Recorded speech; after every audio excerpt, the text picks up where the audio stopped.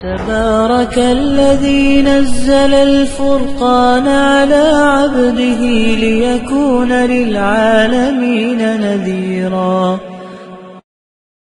یہ کہتے ہیں کہ ایک چینل ہے، اس میں کچھ ایسی چیزیں دکھائی جاتی ہیں جیسے انبیاء علیہ السلام پر ڈرامے بنا دیے، موویز بنا دی، تو کیا یہ موویز ڈرامے دکھانا اس طرح نبیوں پر بنے ہوئے کیا یہ صحیح ہے اور ان کو دیکھنا کیسا ہے؟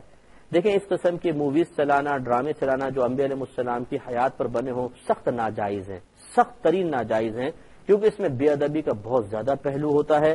اس میں لوگ ایک کردار کو، سامنے شخص کو دیکھ رہے ہوتے ہیں، اس کو نبی تصور کرنے لگ جاتے ہیں۔ چھوٹے چھوٹے بچے دیکھتے ہیں تو ایک نبی کا تصور اس شخص کی شکل میں ذہن میں آ جاتا ہے اور وہ اپنے ذہن میں تصور لاتے ہیں کہ یہ نبی ہیں، حالانکہ وہ نبی نہیں ہوتا۔ یہ بہت خطرناک اور ایمان کے اوپر ایک حملے والی چیز ہے۔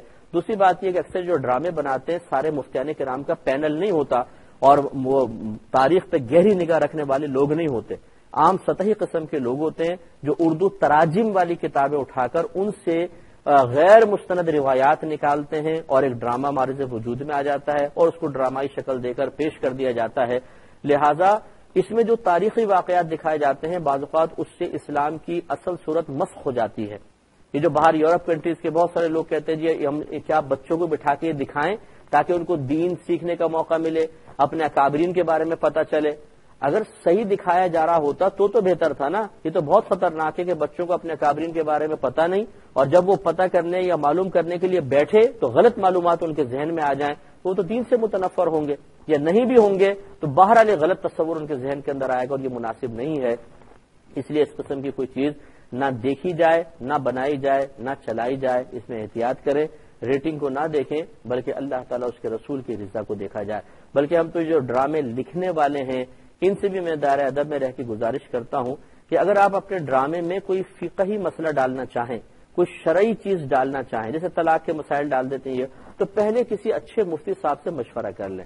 میں حاضر ہوں، ہم لوگ اب QTV پر ہوتے ہیں، آپ ہمیں استعمال کر لیں صرف شرعی مسئلے کی غرض سے کہ ہم یہ دکھانا چاہتے ہیں کیا یہ صحیح ہے یا نہیں۔ یہ میں اس لیے آفر آپ کو کر رہا ہوں کہ کئی ایسے ڈرامے بنائے گئے ہیں جن میں غلط مسئلہ دکھایا گیا ہے۔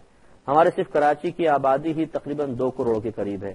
ڈرامے لوگ اکثر دیکھتے ہیں، اگر بالفرض 1 کروڑ آدمی بھی آپ کا ڈرامہ دیکھ رہا ہے اور غلط مسئلہ آپ نے اس میں دکھا دیا اور بیان کر دیا گیا، ایسی کسی مولوی صاحب، حافظ صاحب سے معلوم کر کے وہ بنا لیا ڈرامہ، دکھا دیا، تو کروڑ لوگ اگر گمراہ ہو گئے، اس کا کتنا بڑا وبال ہوگا۔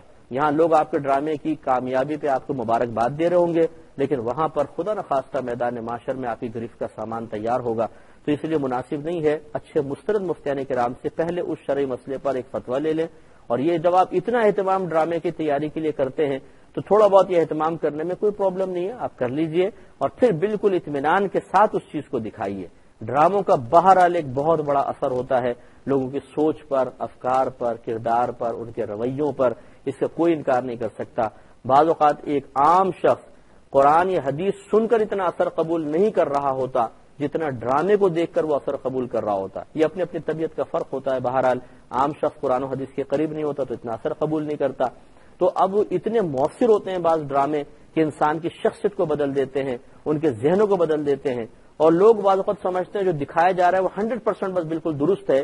وہ بعض اوقات اپنی آئندہ زندگی کے بہت سارے امور کی بنیاد اس چیز پہ رکھ لیتے ہیں جو دکھائی جا رہی ہوتی ہے، اور پھر اگر وہ غلط دکھائی جا رہی ہے آپ خود سوچ لیجئے کہ کیا حاصل ہوگا۔